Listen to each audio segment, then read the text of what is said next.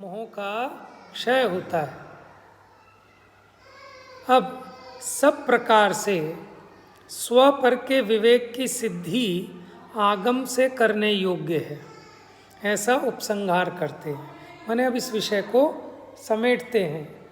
ठीक है, उपसंहार का मतलब क्या होता है कि अंत में जो निष्कर्ष कहा जाता है, जब उस बात को समेटा जाता है, उसको कहते हैं उपसंहार। कि लाख बात की बात यह है निश्चय उर लाओ, तोड़ सकल जग दंद फंद निज आत्म दिया। ये उपसंहार हो गया, समझ में, सारभूत बता दिया अंत में। चलिए इस गाथा को पढ़ते हैं। तम्हा जिण मग्गा दो गुणे ही आदम परम च दव्येषु,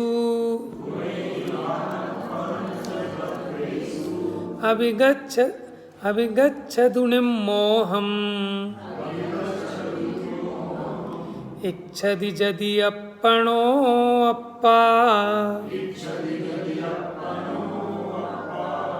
तो कहते तमहा, इसलिए, जिन मग्गादो, जिन मग माने जिन मार्ग से, गुणे ही माने जिन मार्ग से, गुणों के द्वारा, आदम परम, आदम माने अपना आत्म का, और परम माने पर का, यानी आपा पर का, च दव्येषु माने द्रव्यों में आपा पर का। कहाँ से पहचान करोगे द्रव्यों में आपा पर की? उनके गुणों से। और वो कहाँ से जानोगे? कि जिन मार्ग से। इसलिए, क्यों? इसलिए, किस लिए? वो पीछे वाली गाथा से जुड़ा हुआ है कि जिसने आपा पर का भेद जाना, उनका मोह क्षय को प्राप्त होता है। इसलिए क्या करना? कि जिन मग्गादो, जिन मग्गादो माने जिन मार्ग से अथवा जिनागम से, जिनोपदेश से, गुणों के द्वारा, दव्येषु माने द्रव्यों में, आदा परम, कि ये मैं हूँ, ये आत्मा है और ये पर है। अभिगच्छदु, कि जो ऐसा ग्रहण करता है, जानता है, निम्मोहम, निम्मोहम माने निर्मोह हो जाता है।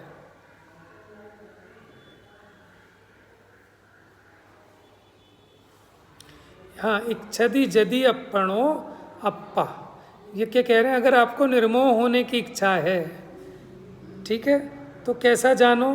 कि जिनागम के द्वारा जो द्रव्यों के गुण बताए, उसके द्वारा द्रव्यों में आपा पर को पहचानो। अगर आप निम्मोहम इच्छति, यदि निर्मोह होना चाहते हो। चलिए अन्वयार्थ देखते हैं। इसलिए स्वपर के विवेक से मोह का क्षय किया जा सकता है। ठीक है, ऐसा नहीं कि कोई सोचे कि मोह का नाश हो ही नहीं सकता, कि हो सकता है ना। तो पुरुषार्थ की बात की थी, यही पुरुषार्थ है कि स्वपर का भेद ज्ञान करो, ये पुरुषार्थ है। इस पुरुषार्थ के द्वारा मोह का क्षय किया जा सकता है। यदि आत्मा अपनी निर्मोहता चाहता हो तो, माने जो निर्मोह होना चाहता हो, निर्मोह माने सुखी होना चाहता हो, क्योंकि जो निर्मोह होता है वो दुखों से मुक्त होता है। तो यानी अगर जो निर्मोह होना चाहता हो तो क्या करें? जिन मार्ग से गुणों के द्वारा द्रव्यों में स्व और पर को जानो, क्योंकि गुणों के बिना द्रव्यों को नहीं जान सकते आप। कि मैं चेतन हूँ ना, तो चेतना गुण के द्वारा मुझे अपना स्वरूप पकड़ में आएगा। स्पर्श रस गंध वर्ण, देखो गुण दो तरह के, सामान्य गुण और विशेष गुण। सामान्य गुणों से भिन्नता पहचान में नहीं आती। जैसे सतगुण, वो सभी द्रव्यों में है, उससे आप भेद नहीं कर पाओगे। लेकिन जो विशेष गुण हैं, जैसे जानना देखना, ये जीव का विशेष गुण है। स्पर्श रस गंध वर्ण, ये पुद्गल का। गति हेतुत्व, स्थिति हेतुत्व है, अवगाहन हेतुत्व, परिणमन हेतु, ये धर्म धर्म आकाश काल के विशेष गुण हैं। तो इन विशेष गुणों के द्वारा हम द्रव्यों की भिन्नता को जान सकते हैं। तो जिन मार्ग से गुणों के द्वारा द्रव्यों में स्व और पर को जानो, अर्थात जिनागम के द्वारा विशेष गुणों से ऐसा विवेक करो, विशेष गुण, ठीक है, जिनको हम सामान्य गुण और विशेष गुण ऐसा पढ़ा है ना जैन सिद्धांत प्रवेशिका में, अथवा इसको असाधारण गुण भी कह सकते हैं, कि जो अपने अपने द्रव्यों में पाए जाएं, सभी द्रव्यों में ना पाए जाएं, वो कहलाते हैं विशेष गुण। और जो सभी द्रव्यों में पाए जाएं वो है सामान्य गुण। अब जो सब द्रव्यों में पाए जाएंगे उससे तो आप विभाजन कर ही नहीं पाओगे, ठीक है। तो ऐसा विवेक करो कि अनंत द्रव्यों में से यह स्व है और यह है पर है। देखो, खाली जीव अजीव का ज्ञान होने से काम नहीं चलेगा। जीव तो अनंत है, लेकिन उन जीव में भी ये मैं हूँ ऐसा जानने से काम चलेगा। इसलिए भेद ज्ञान किससे करना, कि अन्य जो भिन्न द्रव्य हैं, असमान जाति जो द्रव्य हैं, उद्गल धर्म अधर्म आकाश काल, उनसे तो भेद ज्ञान करना ही, लेकिन जो मेरी समान जाति के हैं दूसरे जीव, उनसे भी अपने को भिन्न जानना है, ठीक है। और कैसे जानोगे, उनके गुणों से। और गुणों को कैसे पहचानोगे, जिनोपदेश से। क्योंकि अन्य मतों में ऐसी कथाएं चलती हैं, उनके द्वारा नहीं, कि जो सर्वज्ञ का कहा हुआ परमागम है उसके आधार से। टीका बड़ी है, थोड़ा जल्दी पढ़ेंगे। मोह का क्षय करने के प्रति प्रवण बुद्धि वाले, प्रवण माने कि जिनकी बुद्धि उसी में एकाग्र है, ठीक है, उसी में कुशल है, उसी में लगे हुए हैं। तो जो मोह का क्षय करने के लिए सावधान हैं, उसमें लगे हुए हैं, ऐसी बुद्धि वाले बुद्धजन यानी ज्ञानी इस जगत में आगम में कथित, ठीक है, किसमें कथित, आगम में कथित। लेकिन आगम कौन सा, कि सर्वज्ञ वीतरागी देव का कहा हुआ, वो भी अपने अपने को आगम मानते हैं, लेकिन उसमें आगम के लक्षण घटित नहीं होते। तो आगम में कथित अनंत गुणों में से किन्हीं गुणों के द्वारा, कौन से गुण लेना, जैसे अपने अनंत गुण हैं, लेकिन आचार्यों ने अपनी पहचान कराने के लिए एक ज्ञान गुण को मुख्य किया अथवा चेतना गुण को, उपयोग को मुख्य किया। है तो अनंत गुण, लेकिन जिसके द्वारा उसकी पहचान की जा सके, ऐसा वो विशेष गुण, और विशेष में भी जिसको लक्षण बनाया जाए। तो कह रहे उनमें से किन्हीं गुणों के द्वारा, जो गुण अन्य के साथ योग रहित होने से, माने अन्य द्रव्यों में नहीं पाए जाते, इसलिए असाधारणता धारण करके वो असाधारण गुण हैं, विशेषत्व को प्राप्त हुए, वो कहलाते हैं विशेष गुण।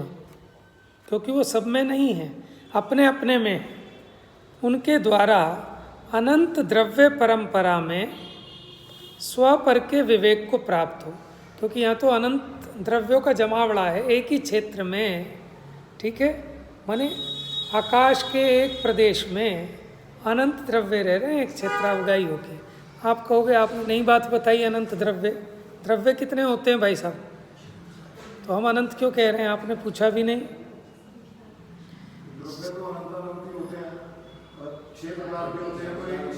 छह उसके टाइप हैं, 6 प्रकार की जातियां हैं, कि जीव, पुद्गल, लेकिन जीव कितने, अनंत है। पुद्गल उससे अनंत गुने अनंत है। और अभी तो हम ऐसे ही कह देते हैं अनंत गुने अनंत। अगर थोड़ा सा करणानियोग देखें, वो द्विरूप वर्ग धारा है कि घनाघन धारा है, उसमें कितने अनंत स्थान आगे जाने के बाद पुद्गल का नंबर आता है। तो अभी तो हम कहने में ऐसे ही कह देते हैं कि उससे अनंत गुना है।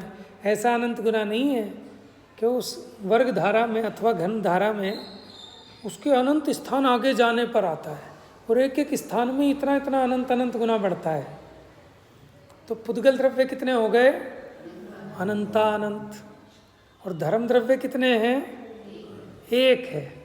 अधर्म द्रव्य आकाश, और काल द्रव्य असंख्यात। कितने असंख्यात, समझ गया मैं। लोकाकाश के जितने प्रदेश हैं उतने ही काल द्रव्य हैं, और लोकाकाश के एक एक प्रदेश पर रतन राशि के समान खचित हैं। रतन राशि इसलिए कह रहे हैं सारे रत्नों को मिला दो, मिलकर उनका स्कंद नहीं बनता। पुद्गल में तो ये योग्यता है हैं कि 2 या 2 से अधिक परमाणु मिलकर स्कंद बना ले, लेकिन कालाणु में ऐसी योग्यता नहीं है कि 100 कालाणु मिले और उनका एक स्कंद बन जाए। इसलिए वहाँ रत्नों की राशि कहा, क्योंकि रत्नों की राशि को आपस में कितना ही मिलाओ, मिलके एक नहीं बनेगा। हाँ हाँ, तो जो विशेष गुण हैं उनके द्वारा अनंत द्रव्य परंपरा में स्वपर के विवेक को प्राप्त करो। अब इसमें मैं कौन हूँ और मेरे अलावा पर कौन है, अर्थात मोह का क्षय करने के इच्छुक पंडित जन। पंडित जन का मतलब क्या हुआ कि वही समझदार हैं, वही विवेकी हैं कि जो अपने मोह के क्षय का उपाय करते हैं। आगम कथित अनंत गुणों में से असाधारण और भिन्न लक्षणभूत गुणों के द्वारा अनंत द्रव्य परंपरा में यह स्वद्रव्य है और यह है परद्रव्य। देखो, जीव अजीव है इतना मात्र नहीं कि ये स्व है और ये पर है, क्योंकि जीव भी तो अनंत है। विवेक करो जो कि इस प्रकार है, उस विवेक को बता रहे। कैसे करें वो विवेक? तो सबको ये होगा कि ये मैं जीव हूं, ये परजीव है, ये तो ज्यादा पर में तो अपनापन नहीं करेगा, उद्गम में अपनापन करेगा।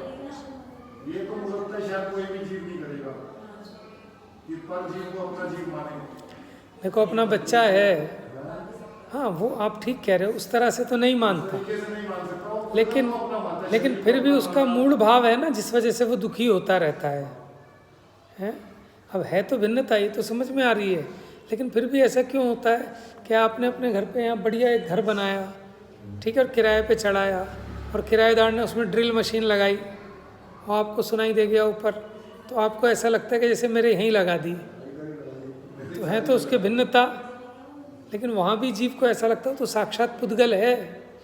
तो जो अपने से उत्पन्न हुआ, हाँ, तो ऐसे ही ये अपने पुत्रादि में भी अपनापन मानता है। क्या मानता है कि मेरा ही अंश है, मेरे से उत्पन्न हुआ।